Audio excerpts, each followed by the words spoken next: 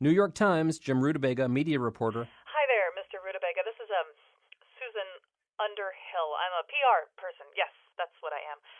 How come you never report about my client, Kyone Wolf? She is a huge star. She's really breaking out right now.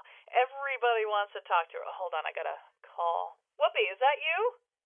No, she can't go on The View. She's too busy. It's crazy. I know. I gotta go. I got the New York Times on the other line. Are you still there? Sort of. Look, I have to say this. I've heard Kyone Wolf. You sound a lot like her. Really? Me? I've never been told that.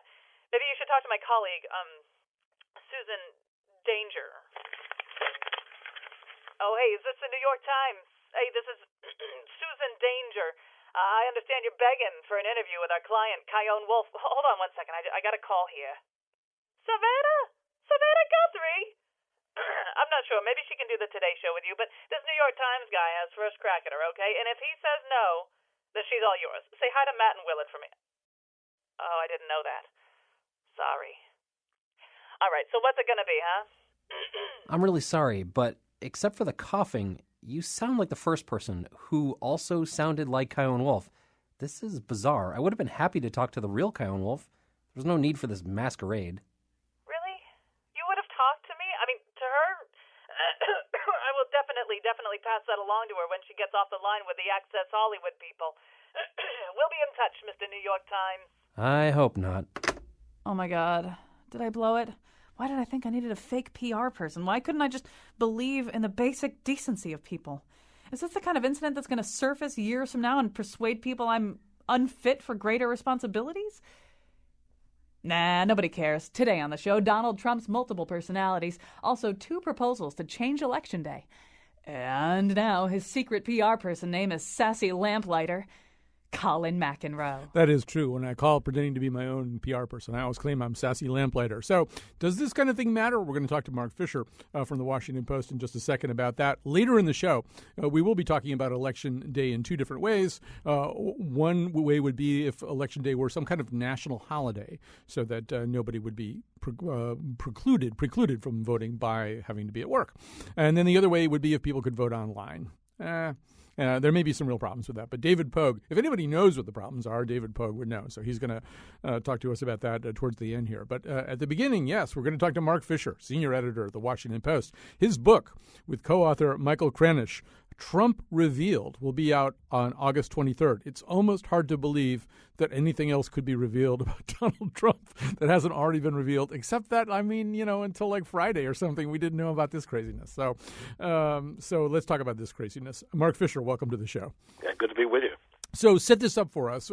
First of all, when did all this happen, all this stuff with him or with somebody who sounded a lot like him, claiming to be a PR person? Put this in a time frame for us. Sure. It happened over the course of a good 15 to 20 years, starting in the late 1970s and going all the way into the 90s. And throughout that period, he would call any number of editors and reporters at newspapers and other news organizations claiming to be either John Miller or John Barron. And it's not as if this was a mystery until last Friday. If you go back, you'll find that a number of these reporters wrote about being called by a Trump PR man who sounded awfully like Donald Trump.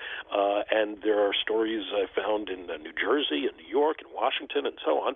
And we talked to a number of those folks, and they said that they were either suspicious that it was Trump or they knew that it was Trump. Some of them thought he was just being playful and pranking them, and others were really annoyed or offended by the dishonesty of what he was doing. And some of them were just creeped out by the kinds of things he was saying. Yeah, well, maybe we'll get to the creepiness of all this. But hasn't he at least admitted to some of this under oath back around 1990? Yes, in 1990 in a court case, he was deposed, and he was specifically asked if he ever made calls representing himself as John Barron. He said yes, he did occasionally use that name on the phone.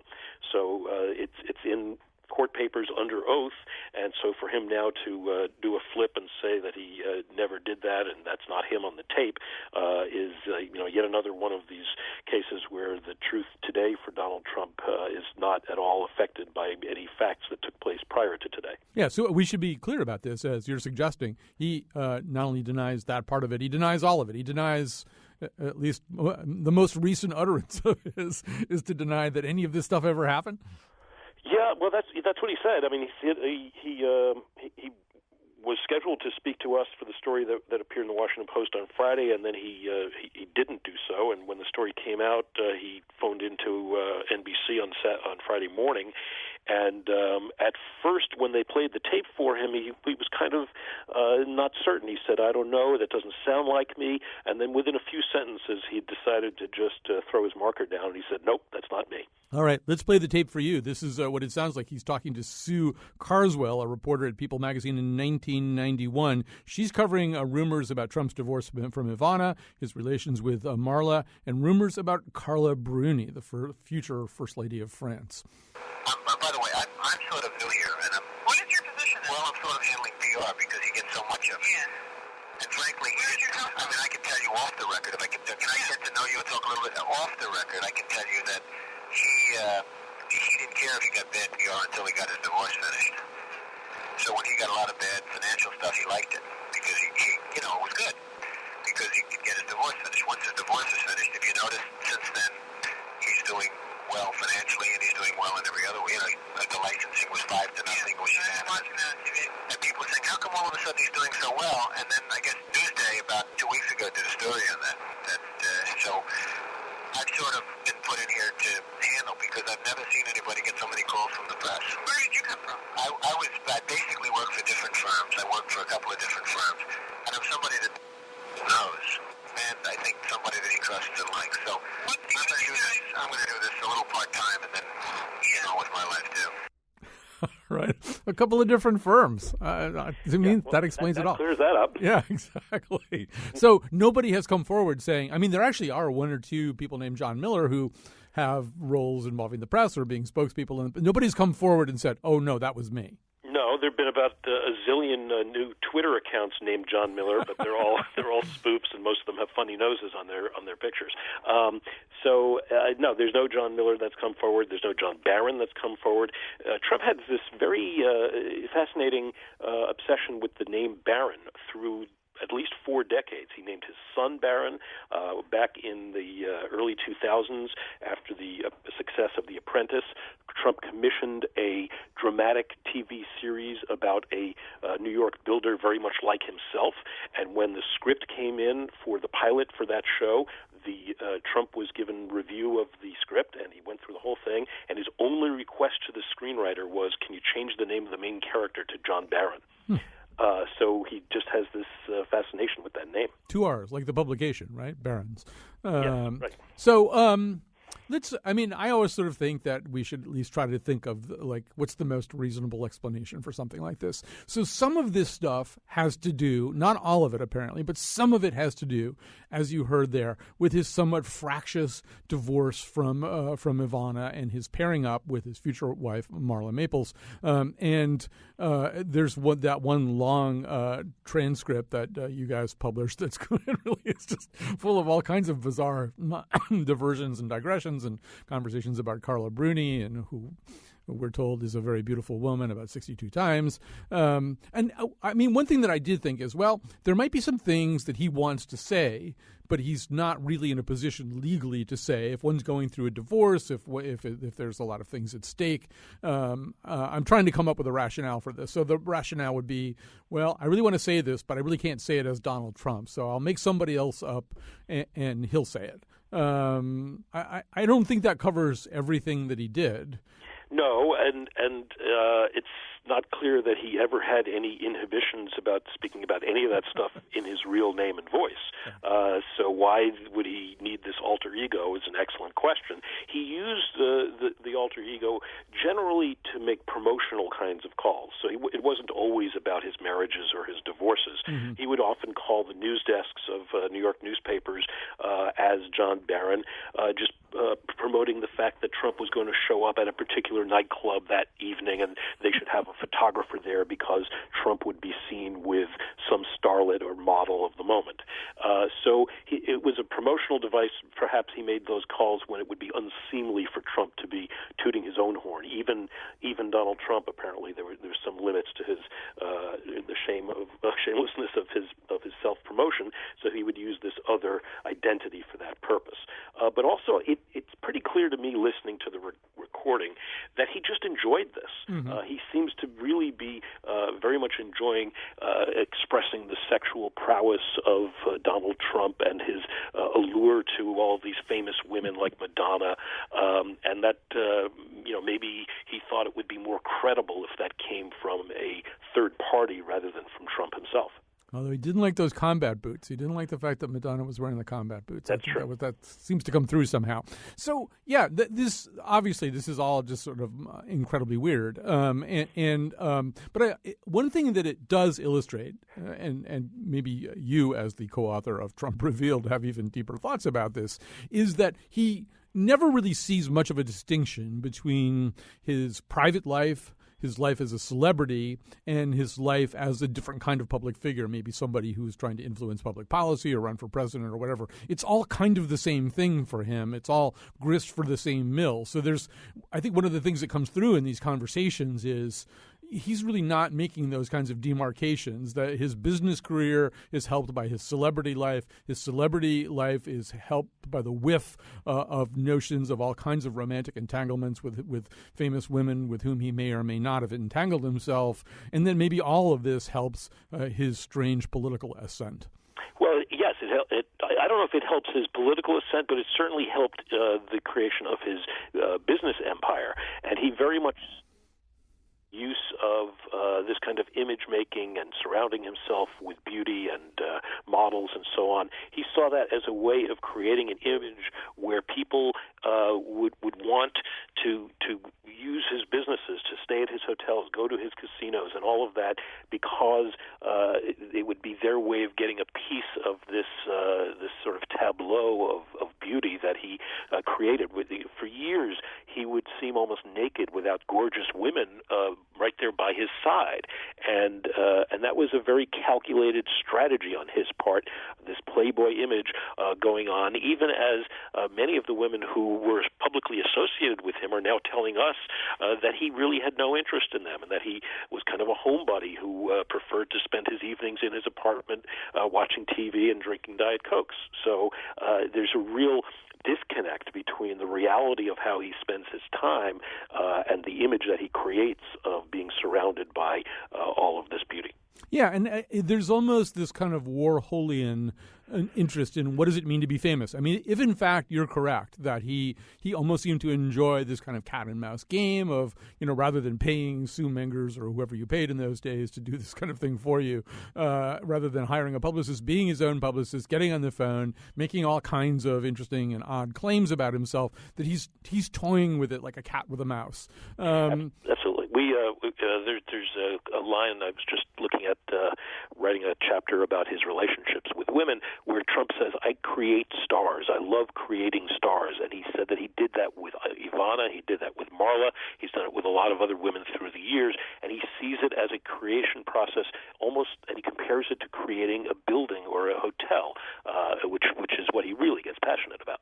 Yeah, or like Pygmalion and the statue come to life. So last week at this time, I was having a similar conversation. Not a similar conversation, but a conversation with Stephen Metcalf from Slate, who'd written about Trump as a figure of the baby boom. And I was saying to him that, well, Trump was born in 46, kind of the first year you could be a baby boomer, which means that he was 8 years old during the Army McCarthy hearings, probably, a self-aware enough child to have some idea that something like that was going on. And then he subsequently fell much later under the spell of the mentorship of Roy Cohn, one of the leading figures of this. And this all seems a little Roy Cohn-like, doesn't it? This kind of idea of not really playing by the rules and putting information out there, not because it's the truth or not even because it serves some obvious purpose, but just kind of creating a fog of war in peacetime.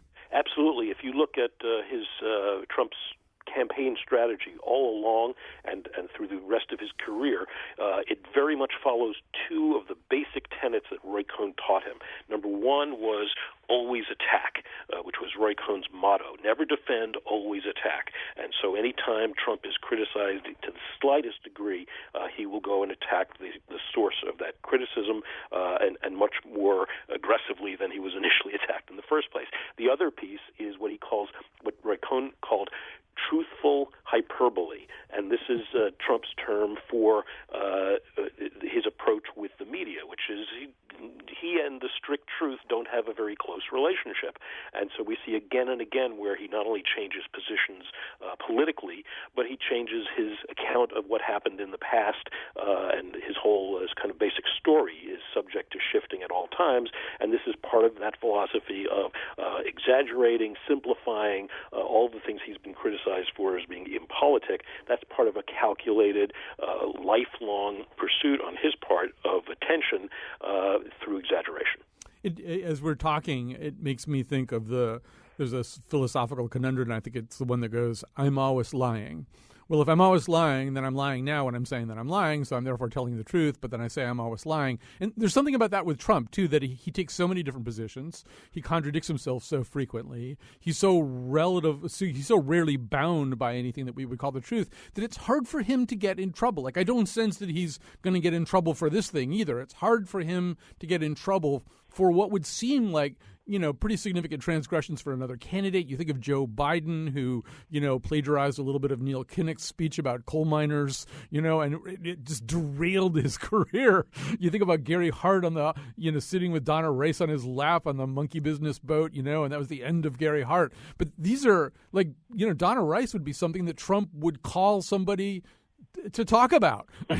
Right. So he's held to a completely different standard, if any standard at all. And part of that is because of his simple fact he was on TV. And so for years he was cementing this image of himself on The Apprentice as a can-do, tough leader who was willing to say and do things that more timid people would not. And that buys him an awful lot of credibility with a large part of his audience. And so a lot of these other things that we would normally say are evidence of dishonesty get dismissed as, oh, that's just Trump being Trump. And so he's not held to account. I think in the case of this recording, there's something a little bit different going on. I agree with you that the dishonesty that it unveils is not going to make a difference. He's been caught in lies before, and that's just never made any difference at all. But I think for those people who've listened to the recording, they come away with it with a sense of kind of creepiness on his part, that he's reveling in these descriptions of Trump's allure to women.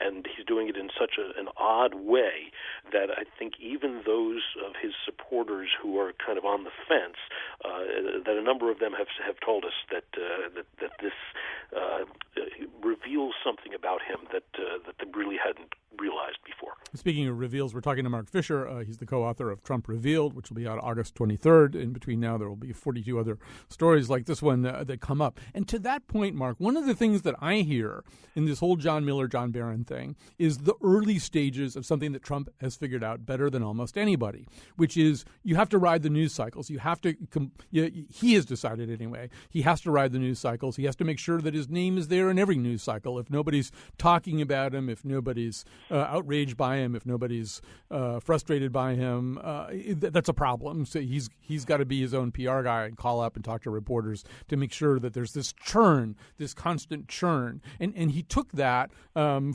the 80s and 90s and brought it into 2016 and thought, yeah, I should just be tweeting every 20 minutes, and if I get into a Twitter war with Marco Rubio, it'll be last man standing. Marco will drop out before I do.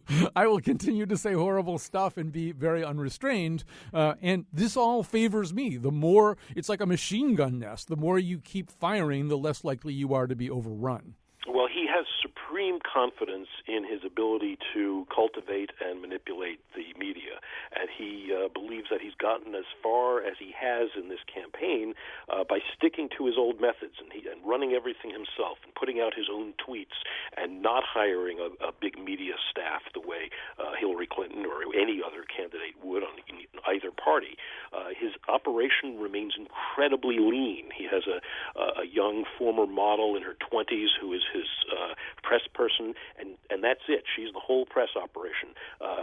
If you were to go over to Brooklyn and check in at Hillary Clinton's headquarters, you would find literally dozens of people doing that work that Trump and his assistant are doing themselves. And Trump believes this is what got him here, and this is what's going to take him the rest of the way. So he's really resisting the pressure from the political professionals to do it the way every other politician has. And we'll see if that holds up over the course of a fall campaign. But so far, that's working for him, and he's really torn now because he wants to appear to be a more presidential, and he's trying to bridge some of the divide with the party professionals and people in Congress and so on. On the other hand, he feels obliged to stay true to his provocative and sometimes simplistic manner that got him to the nomination. And I think also one thing, I don't know if he realizes this at some conscious level, but, if you contrast him to Hillary Clinton, one difference is if you're afraid of making a mistake, if you see things that you might do or say as potential gaffes, it can really hamstring you, and things start to seem like mistakes, whether they are or they aren't. And I do think that's a position in which she sometimes finds herself, just very concerned that something she says could be misused, could be spun a different way, could be construed as a mistake. He appears never to think about this. I don't think he can associate himself with the notion of a mistake. And in a way, he's benefiting from this. If you never think of anything that you do as a mistake, at some level of existence, nothing ever is. That's true, and he seems genuinely immune to the idea that he could have made a mistake. And as we've read every word he's written and gone back through hundreds of interviews through the years, it is extremely rare to find a tinge of regret in anything that he says.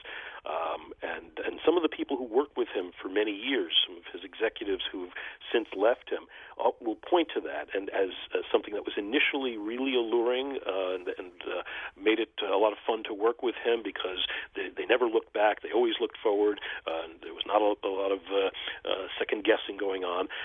But in the end, they came to find that rather disturbing, that he had no ability to analyze what he'd done and do better the next time, and was unwilling to listen to people who said, hey, here's a better way of doing things. One more question, Mark Fisher. I'm trying to think about how I, as then a newspaper reporter, would have handled something like this. If I'd had a conversation with someone purporting to be John Miller or John Barron, and I had a sneaking suspicion that it was Donald Trump, it sounded like Donald Trump, I don't know what I would do as I faced my deadline. In other words, all of these reporters that you've talked to must have had to grapple with this in some way. I just spoke to somebody. He said he was somebody, that he was a spokesman for Donald Trump. I don't think it's a spokesman. I think it's Donald Trump. I can't really prove it. So how did people deal with this problem? Well, some of them just talked to their friends and colleagues about it, and some of them did what a good reporter does, which is put it out there for people to see and let the audience make its own decisions about what's going on here and kind of use that as a process to get toward the truth. And so a number of people did write columns and stories in which they said this John Barron character is promoting Trump in this way or another, and he sounds like Trump, and he speaks like Trump, and he has this intimate knowledge of Trump that no one else could possibly have, and they wrote about that. And did it change people's image of Donald Trump? Probably not. It was basically forgotten for the intervening decades. But here we are, and the fact that they wrote about it back then is now turning out to be an important part of this moment where people are looking at a presidential candidate and trying to decide something and decipher something about his character. Mark Fisher, your book, Trump Revealed, is coming out, co-authored with Michael Kranish, is coming out August 23rd. If I were you, I'd want to somehow or other hold part of the book open until like August 16th or something. We're holding it open as long as we possibly can. We're going to be doing an epilogue from the Republican convention that will be in the book. So if you're in the publishing industry, to have just a few weeks from the end of the writing to the actual publication is something of an achievement. So the folks at Scribner's are hard at work at that. All right. Well, thanks so much for joining us today. Thank you. We're going to take a little break. When we come back, we'll talk. This has probably got you really in the mood for Election Day, right? Maybe not so much. But anyway, we're going to talk about what Election Day could be, how it could be different. Is a big harumph full of analytical emotion. He speaks with glee when the subject is he, and the goal is self-promotion. What would we do without the Donald, the Donald, the Donald? We are back. Oh, I quickly want to remind you, or perhaps inform you, that tomorrow at noon we'll be at the Peabody Museum in New Haven. We'll be recording there a show about dinosaurs. It's a good thing to record at the Peabody Museum because they have lots of dinosaurs. And so if you happen to be there, I mean, I think you have to buy admission. You have to buy a ticket, to go to the museum. But that's a good thing too. And then you'll think of us as an exhibit. We'll be like an exhibit. We'll be like Neolithic talk radio show exhibit diorama thing. So joining us now for a further conversation about electoral life in 2016. Well, we had booked Ben Mathis Lilly, but in fact his publicist Jon Snow is joining us instead. No, actually this is Ben Mathis Lilly. He edits the latest for Slate magazine. Thanks for joining us. Thank you for having me. So, having just had my umpteenth conversation about the complicated psychology of Donald Trump, that of course gins up the question: how could Election Day be better? How could Election Day be different? And so, President Obama, in a rather unusual format or unusual context, floated an idea. Maybe you could begin by just telling us the context in which this idea leaked out. Sure. So the White House was hosting, I think it was a group of 50 college journalists for an event, and President, I think, surprised this group of students by appearing in the White House press briefing room. He wasn't on the schedule. He jumped in and said he'd take a few questions from him, and one of the students from Rutgers University took the opportunity to say, well, you're giving the commencement address at Rutgers this spring. Would you like to do a one-on-one interview with the Rutgers paper? And Obama, admiring the gumption that this showed, said he would, and he followed through on that. And the interview went up. I think it was with a student named Dan Corey. Went up on the student newspaper's website last week. And it was a good discussion. Several issues that were germane to young people, to students. And one of the questions that this journalist asked was, United States voter turnout is fairly low. Should we consider having our election day become a holiday or holding elections on the weekend, Saturday or Sunday? As is done in many other countries that have higher turnout. And Obama said, yeah, I would get behind that. And this was, as far as we can tell, and I still haven't seen any other reports that he'd said this earlier, this was a scoop. This was the first time that he had gotten behind this idea, said that he supported it. And it's an idea with some history, and it's one that a lot of other people from both political parties have gotten behind in the past. Right. So there are places in the United States where I think Election Day is a civic holiday. Delaware, Hawaii, Kentucky, a few other places. I think New Jersey and New York, it's some kind of civic holiday. And then there are other places where I think you're required to be given some time off. I think California has a thing where employees who couldn't vote otherwise have to be allowed 2 hours off without pay or something like that. And so the notion here obviously is, as you say, as Obama says, we don't participate in our elections at the level that other countries do. Why not make sure everybody absolutely has the chance to get to the polls? I guess the question would be, how much traction can an idea like this ever have? I mean, I think we know right away who's not going to want to do this. Yeah, well, I mean, right. This comes in a larger context of a national debate about voting rights and voting restrictions. And obviously, in these states where the right to vote or the ability to vote is being restricted, this idea is not going to be a popular one. The tide is going in the opposite direction in many places in the United States. With voter ID laws in Wisconsin, North Carolina, and elsewhere. And so, yeah, I mean, in the near term, it is not an idea. I mean, you can see Obama.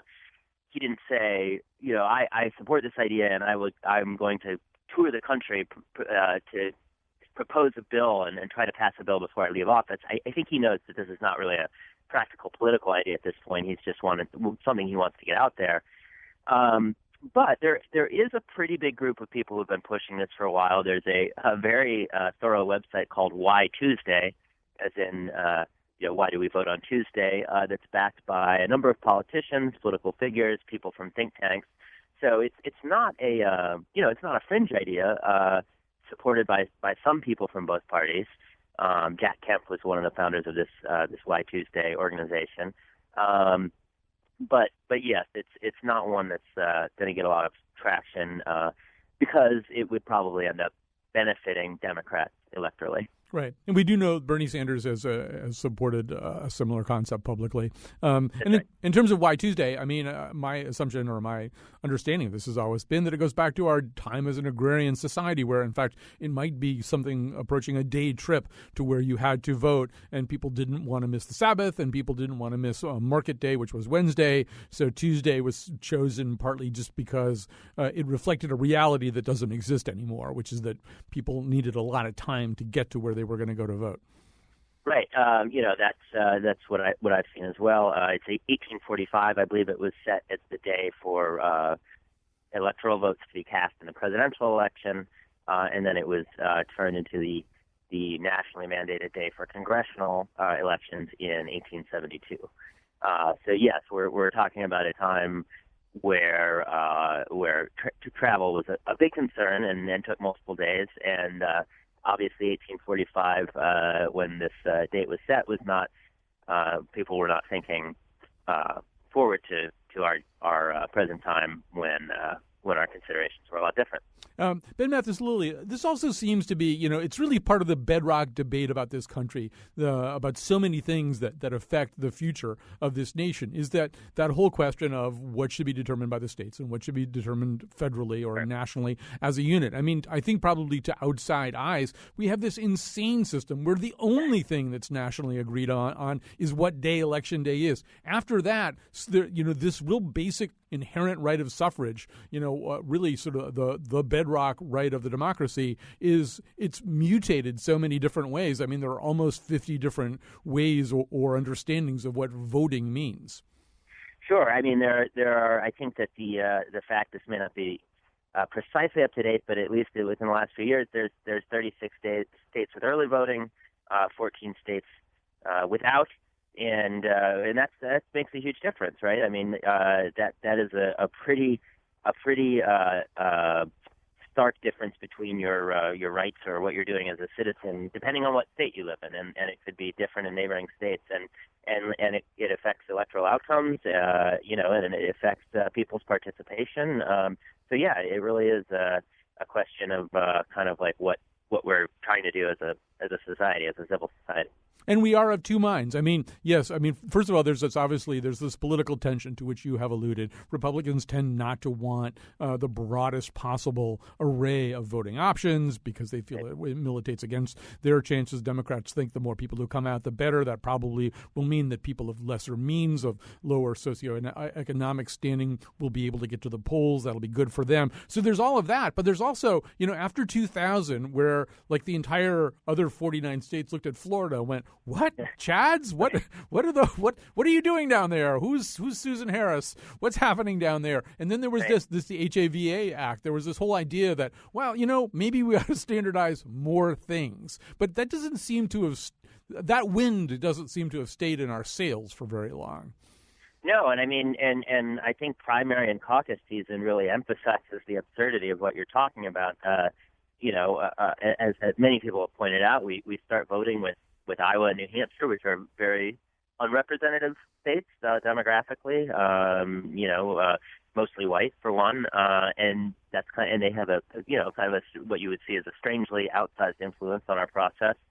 And then just the mechanics of voting in a caucus to make this anecdotal. My father, my parents live in Colorado. My father went to vote, and he was just kind of having to look over the shoulder of the person telling the caucus vote, and is pretty sure they just made a mistake and put down his district for Hillary when it should have been Bernie Sanders.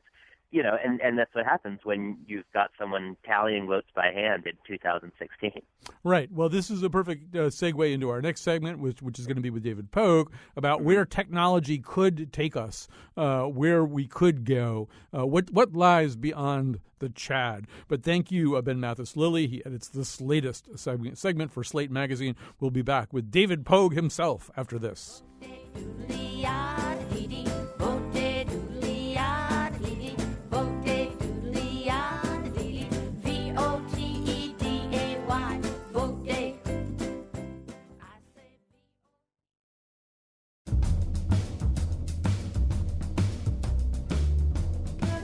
You can predict the future of the U.S. based on this question.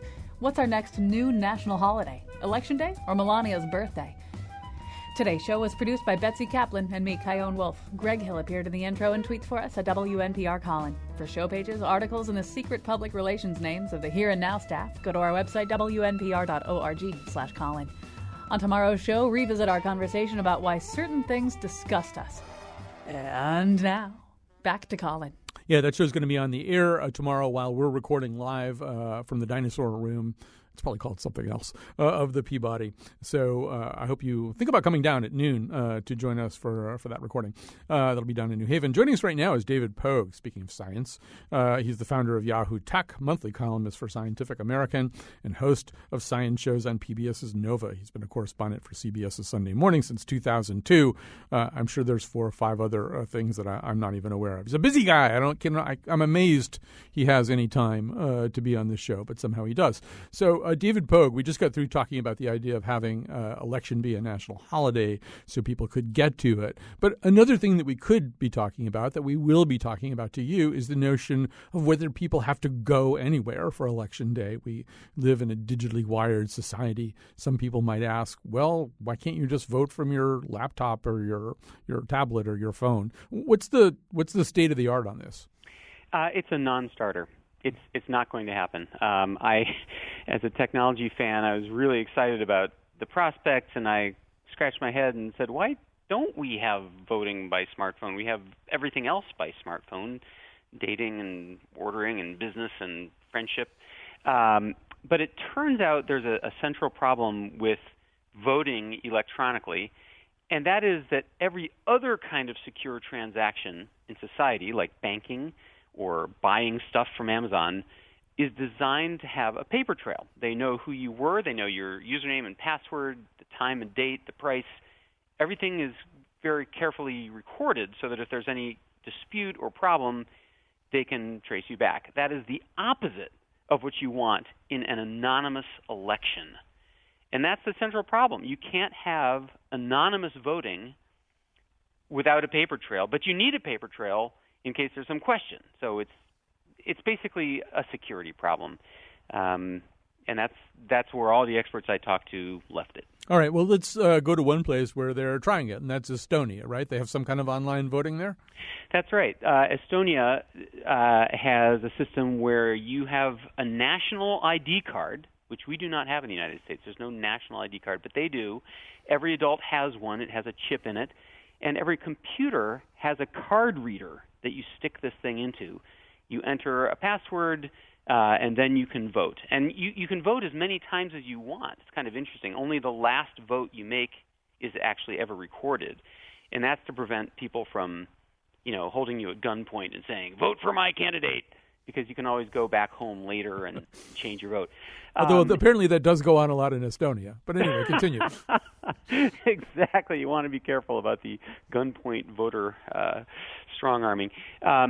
So they've been doing this for a few elections. They say they've had no problems. They've had no fraud.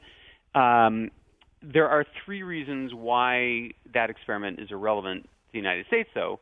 One is Estonia's entire population is 1 million people. We have, or 1 million voters, rather. We have 235 million voters. So, secondly, we don't have a national ID card. And thirdly, just because they say it's hacker-proof doesn't mean it is. A couple of years ago, some University of Michigan researchers got suspicious of all this, and they went to Estonia, and they watched the process, and they tracked how it worked. And they found 2 places where it would be very easy to subvert the election by changing votes. You could release a virus that does it, or you could change the software on the servers, the computers that collect everybody's votes. And they published this as a paper, and the Estonian government said, that's baloney, that's not true, we disagree. But the University of Michigan researchers said, oh yeah, it's no more secure than anything else. All right. That may tee up a phone call we've got coming in from Luther in Glastonbury. Hi, Luther. You're on the air. Hi. I'm an executive director of Connecticut Voters Count. I'm an election watchdog. And I'd like to say I agree with everything your guest has said so far. Scientists all over the world agree that internet voting just isn't secure enough.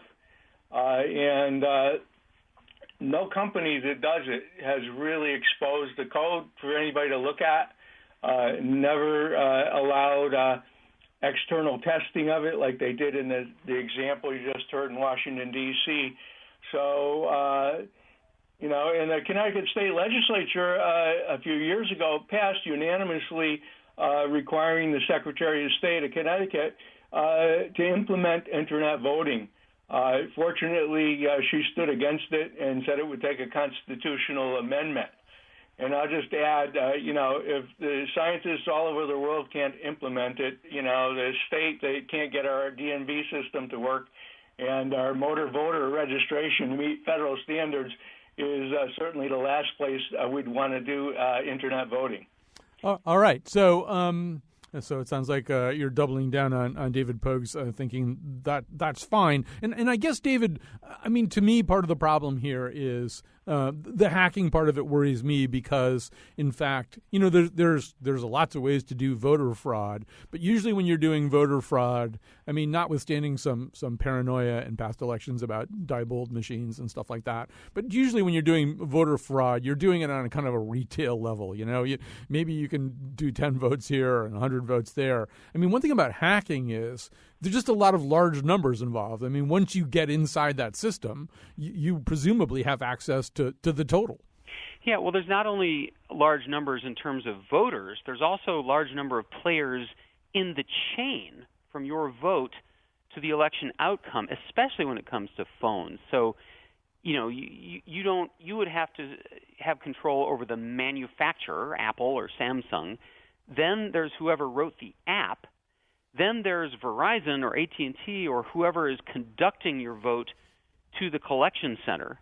Then there's the collection center. There's just so many pieces where somebody bad could intervene and change the election. That's the impression that I get from security researchers. And I'm really a strange person to be saying this because I scoff at all this. I'm like, come on, if they can send a man to the moon, 50 years ago, they can find a way to do this. They can do this securely. Tesla has a car that drives itself. We should be able to do this. But it turns out that not only does virtually every researcher disagree with me, but also it doesn't increase voter turnout. It's really counterintuitive. The other country that tested this was Norway. Their elections in 2011 and 2013 permitted Internet voting, and the whole world held its breath and watched. And guess what? No improvement in voter turnout. It turns out that the number of people who are dissuaded from voting by the inconvenience of going someplace is not as big as we think. So you sort of stole not only the wording, but even the tone of what was going to be my next question to you, but I'll do it anyway. I'm genius that way. Yeah, I know. So you're David Pogue. and so we know that, as I said to Ben Mathis-Lilly, in 2000, we all gasped as we heard about hanging chads, these little damp pieces of paper sitting down in Florida that were affecting the entire future of the United States. What's a chad? I never heard of a chad before. How could that be? How could something that weird and primitive be driving forward the outcome of a presidential election? And so there was a little bit of a collective moment of technological introspective. Like, how could we maybe go forward with some systems that we would have a lot more confidence in, that's not something scrawled across a piece of paper or a hanging chat or whatever. And so I guess what I would say is, what's the good state of the art? What works? And then maybe we can also talk about, like, maybe the next thing we might get after what works now. Well, I think both history and all the experts agree there is nothing that is 100% secure. Mm-hmm. There is no system that cannot be fiddled with. There are some experiments. Oregon, for example, sends you your ballot 3 weeks ahead of the election, and you can send it back by mail. Mm-hmm. So you get the convenience aspect while still having a paper trail. But so this guy, Avi Rubin, is a professor of computer science at Johns Hopkins, and he wrote a book called Brave New Ballot. He studied this, and he told me that the most secure possible system is the following. You vote on a touch screen, which gives you the advantages of electronics, like, disabled people who are blind or deaf or short of stature or in a wheelchair get all the beauty of an electronic voting system. That thing prints out your ballot.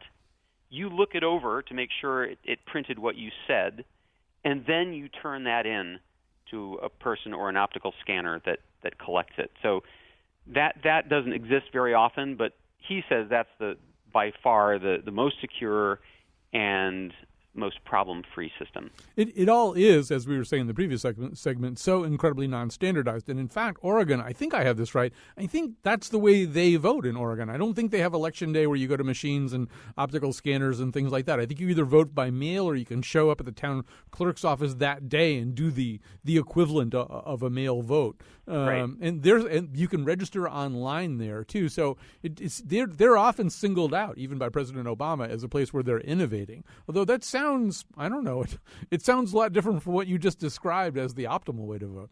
That's true, and remember, that's a security expert speaking from a security standpoint. Oregon is clearly going after the convenience aspect, and indeed, they report some of the highest voter turnouts in the country. I mean, this non-standard thing is another big problem in this country. We don't have any national way to do it. People say, oh, Norway did this. Oh, Estonia did this. But in this country, every state uses a different system and has its own setup, which makes the thing 50 times more complicated and more impossible to summarize.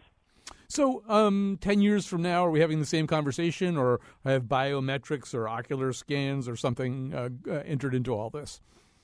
Yeah, they're fooling with it. Biometrics would be, retina scans or scanning your voice or your fingerprints. There are experiments, two-factor authentication, which is what Estonia does, where you have to prove who you are in two different ways, both a password and a code sent to your phone.